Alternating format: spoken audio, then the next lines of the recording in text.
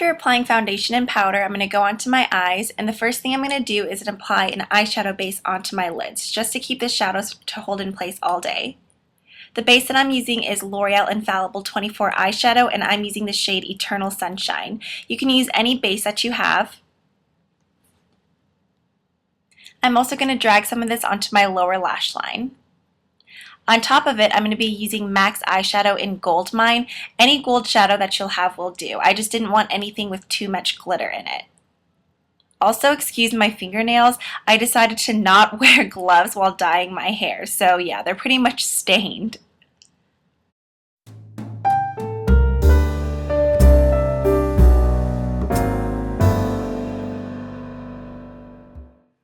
The next eyeshadow I'm using is from the Too Faced Natural Eye Palette. It's just a nice pink champagne color. It's called Silk Teddy. Once again, any shadow that you have that's close to this will do. I'm going to apply this onto my inner corner and also onto the half of my lower lash line. Now I'm just going to take somewhat shimmery brown color, once again from the Natural Eye Palette, and it's called Cocoa Puff. A lot of these colors can be duped from the Urban Decay Naked palette if you do own that. So taking a MAC 217 brush, I'm just going to place this into my crease and outer corner and just work it in and out. Now taking a larger crease brush, I'm just going to blend everything together.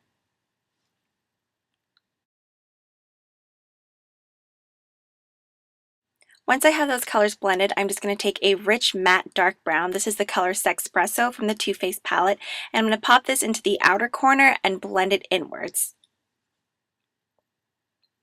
The key is just to make sure everything blends, so just take your time and take the brush back and forth and blend all the browns together. Once I have those shades blended into a smooth gradient, I'm going to be taking a creamy highlight color. This is called Heaven, and I prefer to use matte since the colors on my lid and crease are shimmery.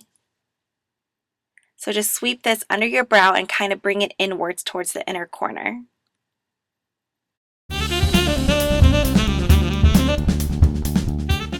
Once I have that blended together, I'm just going to take a pencil brush, dip it into the color Cocoa Puff, and drag it onto my lower lash line. I don't want to take it all the way into the inner corner because I do want to keep that bright, so I'm going to stop about halfway in.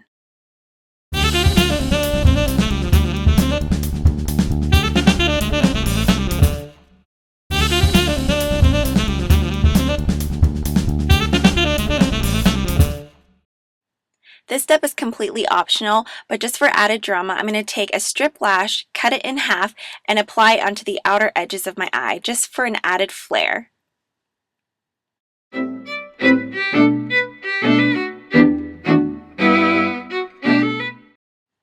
As you can see, that helped add a ton of volume and length to my lashes.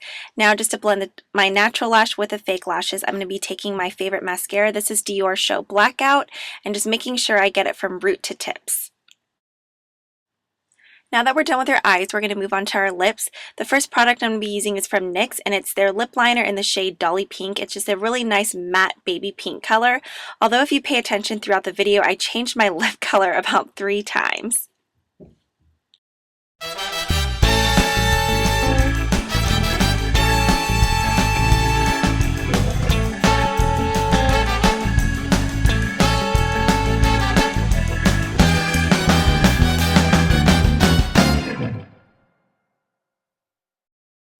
Now that my lips are lined, I'm just going to take a nice shimmery pink gloss and apply that all over.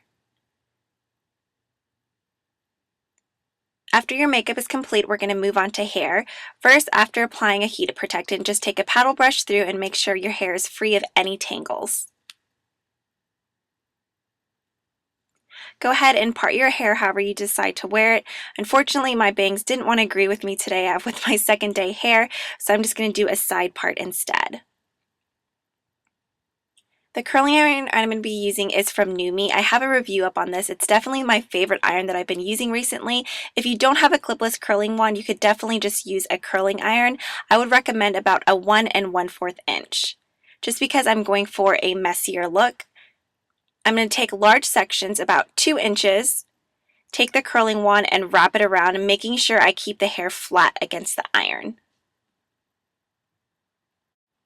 I'm going to wrap my hair around just for about 10 to 12 seconds just because my hair is incredibly thick and coarse.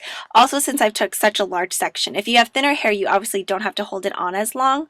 Once I've done this, I'm going to release it and wrap the hair into the original spiral form up on top of my head just so it can cool in this form. This helps the curl last longer.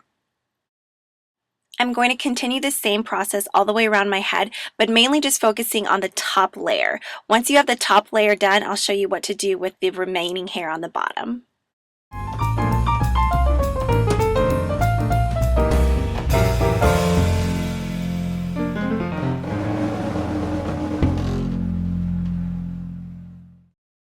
Now that I have the top section completely curled and pinned, on the bottom I'm just going to quickly wrap them around the barrel. I don't want any neat, precise curls. I really want this look somewhat undone.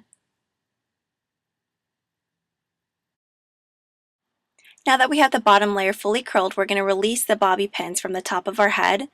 By letting them cool in that curled form, they're definitely going to last longer, and I wanted to do this mainly for added volume.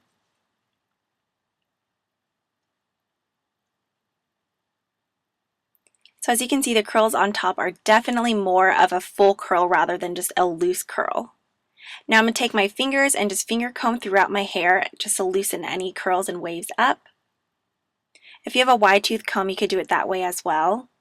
My hair generally holds a curl pretty well, so I'm not going to add any hairspray into it just because I want to leave my hair looking bouncy and flowy. If there's any curls that aren't curled enough to your liking, definitely just take the curling wand and touch up any pieces. And that's it for the look. I hope you guys enjoyed.